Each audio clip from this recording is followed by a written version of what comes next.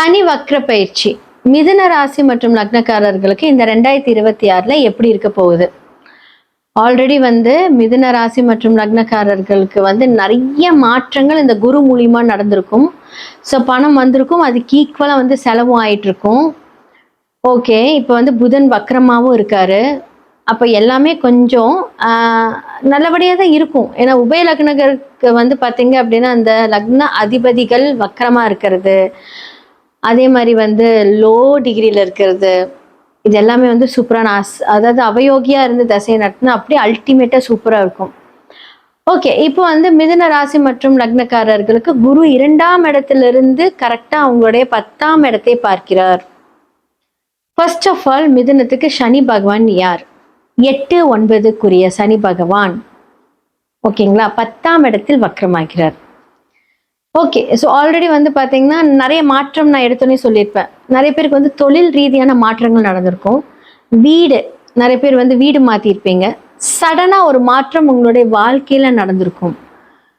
நான் இதே மாதிரி ஒருத்தவங்களுக்கு ஹாரோஸ்கோப் பார்க்கும்போது இந்த மாற்றங்கள் நடந்திருக்கும். ஆமாங்க, திருமணம் அப்படின்னு சொல்கிற விஷயங்கள் எங்களுக்கு வந்த மாப்பிள்ளை சரியானவர் கிடையாது.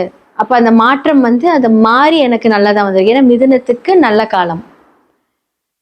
ஓகே, ஸோ இந்த மாதிரியான மாற்றங்கள் ஒருத்தவங்களோட வாழ்க்கையில நல்லபடியாக நடக்குது. அப்படிங்கும்போது இப்போ அந்த சனி வக்ரமாகிறார். அப்போ 8ஆம் அதிபதி வக்ரமாகிறாரான்னு கேட்டால் ரொம்ப ரொம்ப நல்லது. ஏன்னா 8 அப்படிங்கிறது தீரா கடன். அப்போ என்ன பண்ண போறீங்க? மிதுன ராசிக்காரர்களுக்கு கடனை அடைக்கக்கூடிய நிறைய வழிகள் பிறக்க போகிறது என்று அர்த்தம். ஸோ நிறைய பேர் கடன் அடைக்க முடியாம கஷ்டப்பட்டுட்டு இருந்திருப்பீங்க. ஒரு வழி கிடைச்சிருக்காரு, யாராவது ஹெல்ப் பண்ணுவாங்களா அப்படின்னு நினச்சிருப்பீங்க. இப்போ குரு 2ஆம் இடத்துக்கு வந்தாச்சு, தனக்காரகன் தனஸ்தானத்தில். ஓகே, அப்போ என்னாகும்? ஸோ உங்களுக்கான அந்த வழிகள் திறக்கப்பட போகுது, ஹெல்ப் வரப்போகுது. அப்போ என்ன அப்படின்னா, பொதுவாக இப்போ கர்ம சனி உங்களுக்கு போயிட்டு இருக்கு இல்லையா? கர்ம சனி அப்படின்னா ஜீவனத்தில். அப்போ நிறைய பேருக்கு பிரச்சனை, கொடுத்த பணம் வராமல் இருக்கும். நிறைய கடன் வாங்கி அப்படியே லாக் ஆகிருப்பீங்க. இப்போ நம்ம எவ்வளோ நியூஸ் எல்லாம் பார்த்துட்டு இருக்கோம் இல்லைங்களா? இப்போ ரீசெண்டாக இருக்கிற நியூஸ் எல்லாம் கேட்கும்போது பார்க்கும்போதெல்லாம் உண்மையாலுமே மனசுக்கு ரொம்ப வருத்தமாக இருக்கு. கடன் அடைக்க முடியாமல் ஃபேமிலியே சாகடிக்கிறது. அப்போது ஆரம்பத்தில் நாம் செய்யக்கூடிய தவறுகள் பின் விளைவுகளாக நம்மளோட குடும்பத்தையும் பாதிக்கும் என்று நீங்கள் நினச்சிக்கணும். அதுக்கு தான் நான் சொல்கிறேன், நாம் நினைக்கக்கூடிய அந்த ஆசைகள் பிற்காலத்தில் நமக்கு அது வேலை செய்யுமான்னு கொஞ்சம் ஒரு நிமிஷம் நிதானமாக, ஒரு விஷயத்தை அவசரப்படாமல் நிதானமாக யோசிங்க. ஏன்னா மிதுனம் அப்படிங்கிறது புத்திசாலித்தனமான ஒரு பர்சன். அவங்கெல்லாம் மிதுனம் கன்னி எல்லாம் பார்த்தீங்கன்னா புதனுடைய ஆதிக்கத்தில் பிறந்தவர்கள். அப்போ உங்களுக்கே அந்த ஒரு நாலேஜ் எல்லாமே இருக்கும் ஜென்ரலாகவே. ஆனால் மற்றவங்க பேச்சை கேட்கறதுல ஒரு சிக்கல் எப்பவுமே இருக்கும். எனக்கே எல்லாம் தெரியும், நான் கேட்கணுமா அப்படின்ட்டுலாம் யோசிப்பீங்க. ஆனால் அப்படி கிடையாது. ஒரு சில ஐடியாஸை நிறைய பேர்த்துக்கிட்ட கேட்டு தெரிஞ்சுக்கிட்டு நீங்கள் மூவ் பண்ணீங்க அப்படின்னா உண்மையாலுமே ரொம்ப ரொம்ப இன்னுமே உங்களோட வாழ்க்கையில் பெரிய அதிர்ஷ்டமெல்லாம் நடக்கும். ஏன்னா 9க்குரியவரும் சனி தானே. பொதுவாக பார்த்தீங்கன்னா மிதுன ராசி மற்றும் லக்னக்காரர்களுக்கு அதிர்ஷ்டம் எப்பவுமே கொஞ்சம் குறைவு தான் நடக்கும். ஏன்னா 8 திடீர் அதிர்ஷ்டம். அது எப்படின்னா திடீர்னு வரும். அப்போ நீங்க ஒரு பிளான் போடுறீங்க அப்படின்னா ஒரு கஷ்டம் அப்படிங்கிற ஒரு விஷயம். ஏன்னா 8ஆம் இடம் அப்படிங்கிறது கஷ்டத்தை மட்டுமே குறிக்கும். இப்ப 8ஆம் இடத்தில் ராகு இருக்காரு. அப்ப மிதுன ராசி மற்றும் லக்னக்காரர்களுக்கு எப்படி இருக்கும் அப்படின்னா பிசினஸ்ல கஷ்டம் கொடுத்துருப்பாங்க. ஏன்னா 8க்கு 9க்கும் உரியவர் 10ஆம் இடத்துல எல்லாம் இருக்காரு. அப்ப அந்த ஜீவனத்தை அப்படியே கசக்கி பிழிஞ்சு வரக்கூடிய வருமானத்தை, ரொட்டேஷன் போயிட்டே இருக்கும், பணம் வரும். ஏன்னா 2ல குரு பணத்தை கொடுப்பாரு. ஆனா கையில நிக்காத மாதிரியான ஒரு செலவுகளை கொடுப்பார். இந்த டைம்ல நீங்க ரொம்ப ரொம்ப நிதானமா உங்களுடைய வாழ்க்கையை நகர்த்தி கொண்டு போகணும். அப்ப 8க்குரியர் வக்ரமாகும் போது என்ன ஆகும் அப்படின்னா, நமக்கு திடீர் அதிர்ஷ்டம் வந்திருக்கு இல்லையா? அந்த அதிர்ஷ்டமான ஒரு விஷயத்த வரும்போது அழகா அது இன்வெஸ்ட்மெண்ட் பண்ணிடணும், கையில வச்சிருக்கூடாது. அது வக்ரமாகும் போது என்னாகும் அப்படின்னா அதை கரெக்டாக ஹேண்டில் பண்ணணும். இல்லைன்னா வக்ர நிவர்த்தி முடிச்சதுக்கப்புறம் அது அப்படியே உங்களை விட்டு போயிடும். அப்போது இந்த காலகட்டத்தில் இந்த வீடியோஸ் யாரெல்லாம் பார்க்குறீங்க அப்படின்னா உங்களுக்கு ஒரு அதிர்ஷ்டமான ஒரு விஷயங்கள் வருகிறது என்று அர்த்தம். அதை ஹேண்டில் பண்ணிக்கோங்க, கரெக்டாக பண்ணிக்கோங்க. அப்போ 9க்குரியர் வக்ரமாகலாமா? ஆகக்கூடாது இல்லையா? அப்போ 9ஆம் இடம் அப்படின்னு சொல்லக்கூடியது தந்தை ஸ்தானம், சொத்து, தாத்தா சொத்து. ஓகேங்களா, உங்களுடைய அதிர்ஷ்டம். அதே மாதிரி வந்து பார்த்தீங்க அப்படின்னா நாம நினைக்கக்கூடிய எண்ணங்கள் வந்து அது அதிர்ஷ்டமா மாறணும். அது எல்லாமே இப்போ வந்து வக்ரமாகுது அப்படின்னா இந்த டைம்ல திடீர்னு வந்தக்கூடிய பணம், இப்போ வந்து ஒருத்தங்க கிட்ட நீங்க பணம் கொடுத்துட்டு இருக்கீங்க அப்படின்னா பணம் வருது, இந்த அடுத்த வாரம் வரும் அப்படிங்கும்போது அது அப்படியே கிட்ட நெருங்க நெருங்க உங்களுக்கே ஒரு படபடப்பு பயமெல்லாம் வந்துடும். ஐயோ வந்துருமா, கரெக்டா கொடுத்துருவாங்களா அப்படிங்கிற அந்த ஒரு ஸ்ட்ரெஸ் வந்து இந்த காலகட்டத்தில் கொடுப்பாரு. எதை பத்தி யோசிக்காதீங்க, எதை பத்தி நினைக்க வேண்டாம், கம்முன்னு இருங்க, எல்லாமே நடக்கும். ஒரு விஷயத்த மோர் எக்ஸ்பெக்டட் ஆகும்போது சனி பகவான் அங்கே வேலை செய்ய ஆரம்பிச்சிருவார். அப்ப என்ன ஆகும் அப்படின்னா, ஓ நீ இதெல்லாம் ரொம்ப யோசிக்கிறியா, இரு அதை நான் வரவிடாம பண்றேன் அப்படின்னு சொல்லி அங்க தடைகள், தாமதங்கள், பிரச்சனைகள், இழுப்பறிகள் இது எல்லாத்தையுமே சனி பகவான் ஆக்டிவேட் பண்ணி விட்டுருவாரு. என்னைக்குமே ஒரு கிரகத்தை சூட்சமமா எப்படி ஆக்டிவேட் பண்ணணும், எப்படி டீஆக்டிவேட் பண்ணணும் அப்படிங்கிற அந்த அந்த சூட்சமம் தெரிஞ்சிட்டாலே நம்ம வாழ்க்கையை வந்து கரெக்டா ரன் பண்ணலாம்.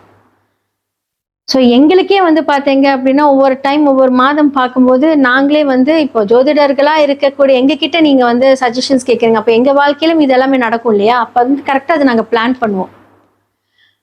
இந்த டைமில் இந்த பிஸ்னஸ் பண்ணலாமான்னு கேட்டால் நாங்கள் பிரசனம் போட்டு பார்த்துட்டு வேண்டான்னா அது வேண்டாம். அதை மீறி அந்த செயல்கள் வந்து நீங்கள் பிரபஞ்சத்துக்கு எதிராக செய்யும் போது அதோட விளைவுகளும் நீங்கள் பார்க்கணும். ஸோ பிரபஞ்ச சக்தி அப்படிங்கிறது வந்து சாதாரணமான ஒரு விஷயமே கிடையாதுங்க. அது நம்மளுடைய அந்த வைப்ரேஷன் அட்ராக்ட் பண்ணிக்கிட்டே இருக்கும், நிறைய மாற்றங்கள் கொடுத்துக்கிட்டே இருக்கும். நீங்க செய்யக்கூடிய பரிகாரங்கள் மூலியமாக நன்மைகள் 100% நடக்கும். எங்கிட்ட ஒரு கிளைண்ட் கால் பண்ணியிருந்தாங்க, பரிகாரம் இந்த மாதிரி நிறைய பேர் சொல்லி நான் பண்ணேன், எனக்கு வாழ்க்கையில திருமணமே ஆகலை, என்னதான் பண்றது? ஏன்னா அந்த காலகட்டத்தில் வந்து பார்த்தீங்க அப்படின்னா வாழை மரம் வெட்டுங்க, தாலி கட்டுங்க, இந்த மாதிரி நிறையா வந்து அசைக்க முடியாத பரிகாரங்கள் இருக்கு. ஆனால் அவருக்கு அந்த பரிகாரம் ஆக்டிவேட்ல இருக்கான்னு பார்க்கணும். நீங்க எந்த பாவகத்தில் அந்த கிரகங்கள் இருக்கு, காலசக்கரத்தின் படி அது எப்படி ஆக்டிவேட் ஆகுது, எந்த கிரகங்கள் பார்க்குது, அதற்கேற்ற அந்த பரிகாரங்கள் சொன்னா மட்டும்தான் அங்கே அது வேலை செய்யுமே தவிர பொதுவான பரிகாரங்கள் யாருக்கும் வேலை செய்யாதுங்க. ஸோ கரெக்டான அந்த பரிகாரங்கள் செய்யுங்க. ஒரு சில பேர்த்துக்குலாம் பிஸ்னஸ் எல்லாம் வந்து மூடுற நிலைமைக்கு வந்துருச்சு இந்த காலகட்டத்தில். ஸோ கரெக்டாக அந்த மாதிரி ஒரு தான தர்மங்கள் பண்ணும்போது அவங்களுடைய பிஸ்னஸே வந்து காப்பாற்றிக்கிட்டாங்க. ஸோ ப்ரீ பிளான்டாக வந்து சில விஷயங்கள் வந்து நம்ம பண்ணிக்கிட்டோம் அப்படின்னா அந்த பிரச்சனையிலிருந்து மீண்டு வரக்கூடிய எல்லா விஷயம் நடக்கும். ஸோ மிதுனத்துக்கும் இதே மாதிரியான ஒரு சிரமமான ஒரு விஷயம் வந்து இந்த காலகட்டத்தில் ஜீவனத்தில் நடக்கும். உடனே வந்து என்ன பண்றீங்க, ரொட்டேஷன் கொடுத்த காசு, அதே மாதிரி நீங்க யாருக்காவது கொடுக்க வேண்டிய காசு எல்லாமே கரெக்டா அழகா வந்து செட்டில் பண்ணுங்க. கொடுக்க முடியலன்னா அவங்க கிட்ட டைம் கேளுங்க. பிரச்சனைகள், வார்த்தைகளில் கவனம். அதே மாதிரி வந்து பாத்தீங்கன்னா உங்களுக்குமே வந்து இந்த நெஞ்சு படப்படப்பு இதெல்லாமே இருக்கக்கூடிய இந்த காலகட்டத்தில் உங்களோட ஹெல்த்தை, உங்களோட ப்ரெஷர் எல்லாத்தையுமே கொஞ்சம் ஹேண்டில் பண்ணீங்க அப்படின்னா இந்த காலகட்டத்தில் மிதுனத்துக்கு ரொம்ப நல்லாயிருக்கும். ஸோ படிக்கக்கூடியவங்களை கொஞ்சம் எக்ஸ்ட்ரா எஃபர்ட் போட்டு படிங்க. ஸோ காதல் திருமணம் அப்படின்னு சொல்லக்கூடியவங்க கொஞ்சம் வெயிட் பண்ணுங்கள், ஒரு 2 மாதம் வெயிட் பண்ணுங்கள். அந்த நிலைமை எப்படி இருக்குன்னு பார்த்ததுக்கப்புறம் நீங்கள் வீட்டில் சொன்னீங்க அப்படின்னா காதல் திருமணம் அப்படிங்கிற ஒரு விஷயம் வேணால். ஏன்னா வந்து 2ஆம் இடத்துல குரு வரும்போது குடும்பம் அமைய வாய்ப்பும் இருக்குது. ஆனால் வந்து ஒரு 2 months இந்த அதிர்வலைகள் கொஞ்சம் அமைதியானதுக்கு அப்புறமா நீங்கள் வந்து அதை பண்ணீங்க அப்படின்னா நல்லாயிருக்கும். உங்களோட சுயஜாதகத்தை பார்த்து என்ன பண்ணலாம், என்ன நிவர்த்தி பண்ணலாம் அப்படிங்கிறத பார்த்துட்டு இதை மிதுனம் ஹேண்டில் பண்ணிங்கன்னா ரொம்ப நல்லாயிருக்கும். மேஷம்லேருந்து மீனம் வரைக்கும் சனி வக்ர பயிற்சி 2026 எப்படி இருக்குது அப்படின்னு பார்த்தாச்சு. யார் யாரெல்லாம் நீங்கள் வந்து ரொம்ப கான்ஃபிடென்ட்டாக உங்களோட வேலை செய்யலாம், யாரெல்லாம் ஜாக்கிரதையாக இருக்கணும், யாரெல்லாமே நிதானித்து உங்களுடைய வேலை செய்யணும் அப்படிங்கிறத நான் சொல்லியிருப்பேன். உங்களோட சுய ஜாதகம் அப்படிங்கிறது ரொம்ப ரொம்ப ரொம்ப இம்பார்ட்டன்ட். உங்களுடைய தசா புக்தி தான் உங்களுக்கு வந்து இந்த கோச்சார ரீதியான பலன்களை கன்ஃபார்ம் பண்ணும். எப்படிப்பட்ட தசா புக்தி அந்தரம் சூட்சமும் உங்களுடைய ஜாதகத்தில் வேலை செய்கிறது என்று கண்டிப்பாக பார்க்கணும். அதன் மூலியமாக அந்த பலன், அதன் மூலியமாக அந்த பரிகாரங்கள், அதன் மூலியமாக சில தான தர்மங்கள் இதெல்லாமே செய்து வந்தோம் அப்படின்னா கண்டிப்பாக 100% மாற்றங்கள் இருக்கு. பொதுவாக வந்து பார்த்தீங்க அப்படின்னா எதன் மூலியமாக நீங்கள் சரி செய்துக்கலாம் அப்படின்னா நீங்கள் ஜெம்ஸ்டோன்ஸ் மூலிமா உங்களுடைய வைப்ரேஷன்ஸை ஹேண்டில் பண்ணலாம். நியூமராலஜி மூலிமா அந்த கிரகத்தை எதெல்லாம் நீங்கள் டீஆக்டிவேட் பண்ணணும், எதெல்லாம் வந்து ஆக்டிவேட் பண்ணணும், உங்களுக்கான ஃபேவரட் நம்பர்ஸ் என்ன, எல்லாமே வந்து உங்களுக்கான அதிர்ஷ்ட குறியீடுகள் எல்லாத்தையுமே நம்ம ஆக்டிவேட் பண்ணி அந்த விஷயத்தை வந்து நம்ம ஹேண்டில் பண்ணும்போது எப்பேற்பட்ட அவயோக தசையாக இருந்தாலும், எப்பேற்பட்ட சனி பாதிப்புகள் இருந்தாலும் விதியை மதியால் வென்று நாம நம்மளுடைய விஷயத்தை சரி செய்து கொள்ளலாம். கீழே இருக்கிற என்னோட நம்பருக்கு கான்டாக்ட் பண்ணி உங்களுடைய ஜாதக அப்பாயின்மெண்ட் வாங்கி நீங்கள் வந்து ஜாதகம் பார்த்து இதற்கான அந்த பலன்கள், இதற்கான அந்த பரிகாரங்கள் எல்லாத்துக்குமே 100% சொல்யூஷன் இருக்கு. அது எப்ப நடக்கும், எப்படி நடக்கும், எந்த காலகட்டத்தில் நிவர்த்தியாகும், கரெக்டான பாவக ரீதியான பரிகாரங்கள் செய்யும் போது அதற்கான ரிசல்ட் கிடைக்கும். ஒருத்தருக்கு திருமணமே ஆகல அப்படின்னா வாழை மரம் வெட்டுங்க, செவ்வாய் தோஷம் இருக்கு, ராகுகேது தோஷம் இருக்கு, சர்ப்ப தோஷம் இருக்கு, இந்த மாதிரி பண்ணுங்க. பொதுவா சொன்னா யாருக்குமே அது வந்து நடக்காது. அது பரிகாரம் உங்களோட ஜாதகத்துல ரிஃப்ளெக்ட் ஆகுதா, இல்லை என்ன மாதிரியான பாவகத்திலிருந்து அது ரிஃப்ளெக்ட் ஆகுதோ அதற்கான பரிகாரங்கள் செய்தால் மட்டுமே அதற்கான நிவர்த்தி கிடைக்கும். இது உண்மை. ஸோ சனி யாருனால அஃபெக்ட் ஆயிருக்கீங்க அப்படின்னா அதற்கான பரிகாரங்கள், ராகு கேதுனால யாரெல்லாம் அஃபெக்ட் ஆயிருக்கீங்க அதற்கான பரிகாரங்கள், மாந்தி மூலியமாக யாருக்கெல்லாம் வந்து அஃபெக்ட் ஆயிருக்கோ அதற்கான பரிகாரங்கள். ஜாதகத்துல ஒரு விஷயம் மட்டும் பார்க்கக்கூடாது, பல விஷயங்கள் பார்க்கணும். ஸோ உங்களுடைய நம்பர்ஸ், என்னோட நம்பர் கீழே ரிஃப்ளெக்ட் ஆயிருக்கு. நீங்க அந்த நம்பருக்கு கான்டாக்ட் பண்ணி உங்களோட அப்பாயின்மெண்ட் புக் பண்ணுங்க. நன்றி, வணக்கம்.